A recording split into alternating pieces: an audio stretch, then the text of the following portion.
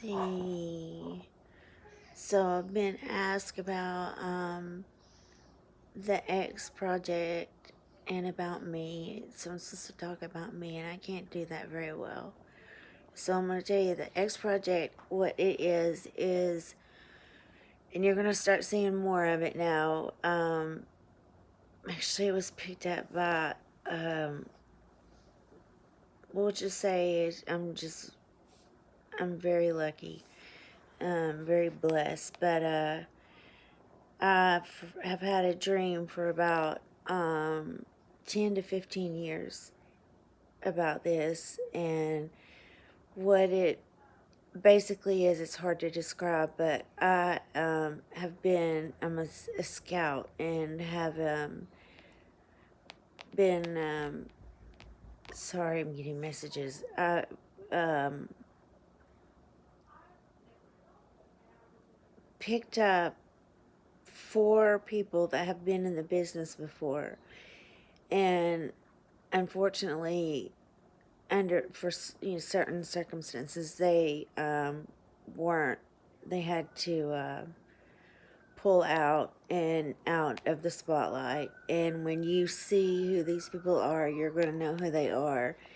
And so I've been walking with them in their paths with them for some time now, and to make sure that they wanted to get back into the business. So I pulled these people from being out of the limelight, out of the spotlight. They've had all that. They know the whole thing. So it's not something that I have to describe to them or prepare them for, because they already know. And these are artists. Actually, I have got 2 guitarists and 2 singers, and then I found a newbie, and she's amazing. And the way she came about, somehow someone accidentally sent me her video about 2 years ago, maybe, and maybe longer than that. And I had no idea who she was, and I was like, I've got to find this girl. I've got to find this girl. Her voice is crazy good.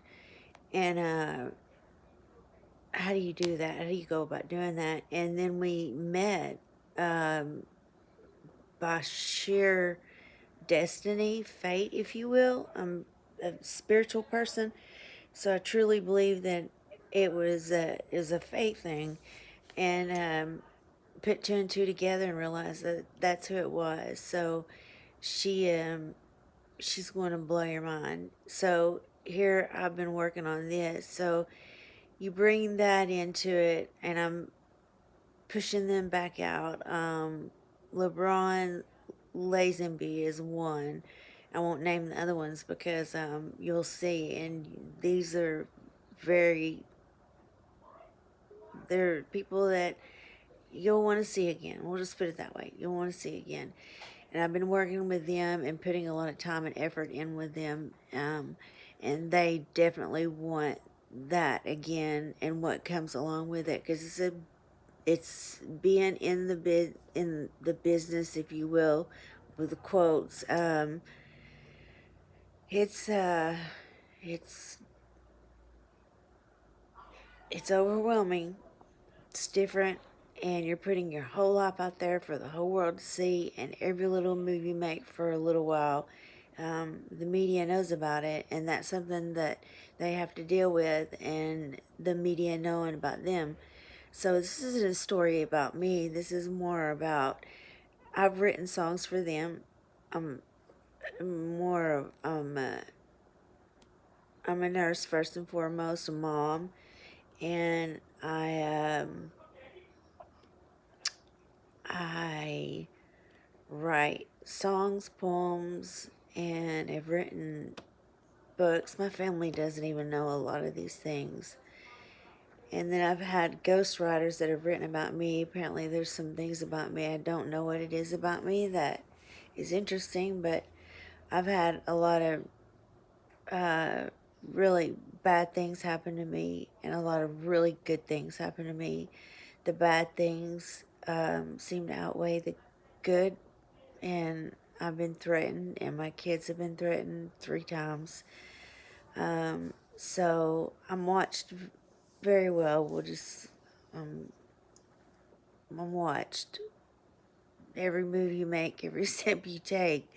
So I've written 3 movies. One is an autobiography, and what I did is I went from a bigger world and slowly made it smaller so that I could get back into the authentic part, writing and painting and keeping the TV off and listening to music and watching some good movies. I'd actually love to produce a movie. They call me the scout because I'm pretty good. I have a really good eye at seeing talent that I want to share with the world when I see it, but I don't ever put anybody out there that doesn't want it, because you have to really want it. You've got to understand what goes along with it, and it can be very, very traumatizing for some people. So that's what this is. You'll see Xproject now on Facebook, on Instagram, a lot of the media, because the videos are getting shared. But this is just a small little snippet of me, and um, I'm supposed to read you some of my poetry and things like that. I'm not going to do that, but I've got journals and journals and journals of that stuff. Read A Million Little Pieces. Watch the movie. It's very dear to my heart. We'll just put it that way. It's a snippet of something dear to me, and then something traumatic happened with me. I worked with Google on Wikipedia. I did a lot of, they've got a lot of mistakes. I had a lot of mistakes on there and still have a lot of mistakes on there, so I was correcting those and doing that. And so this virus we've got now, I kind of was looking at it and saw how it was coming down, and it did come from China. I have to learn those things the hard way, and being on the internet and the deep dark web can be a scary thing. That's all I'm going to say about that. It can be a very scary thing. Stay off the deep dark web. Just don't do it.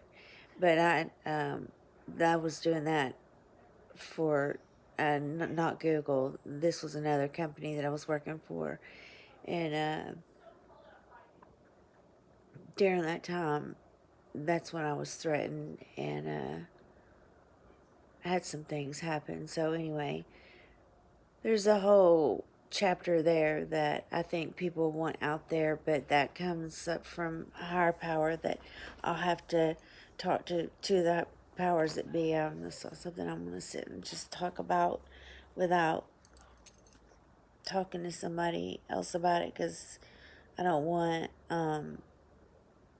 I don't want to say something that's going to put anybody in jeopardy, especially myself or my kids. And look at this new quote normal that they've got little 3-year olds that we're having to teach them we're having to teach them how to wear a mask over their face. That's a terrible thing. And they get to look at each other's mask nowadays, and to me that's where our transparency and our authenticity and our priorities need to be, is with our kids, because that is going to be their new normal, unfortunately. And I truly believe this, and this is the science part of me looking into this. It's going to be their new normal for a long time. This is what they're going to be get accustomed to, is mask, and almost living in a bubble of cleanliness in which there's a difference between being clean and being like I did, have being that dirty little kid that got to play in the mud and all that stuff. And their whole is so sad. So sad. They don't even get to play like they used to. Like, I can't even imagine being a mom with a small child and having them to go through this and having to explain putting a mask over your face because there's this invisible demon that could get to them. So that creates monsters. I've talked to a lot of parents that their kids are going through this. This has caused lots and lots of issues with depression and anxiety in these little ones, and it's unbelievable to me. And they have to. What other choice do parents have? They don't have a choice but to do that unless they, they decide and make that choice that aren't going to wear masks and aren't going to, you know, they aren't going to live that way. It's completely a decision that they have to make. It's not my decision to make. But there's no judgment for me, to each their own. It's just a sad thing. I guess there is ways to make it a more pleasant environment.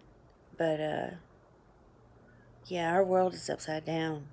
It's literally upside down. And if we don't come together in some way, because it's going to take that gravity pull and back together, and there's all this stuff that's dividing us again with color again. What have I missed here that we're in 2020 and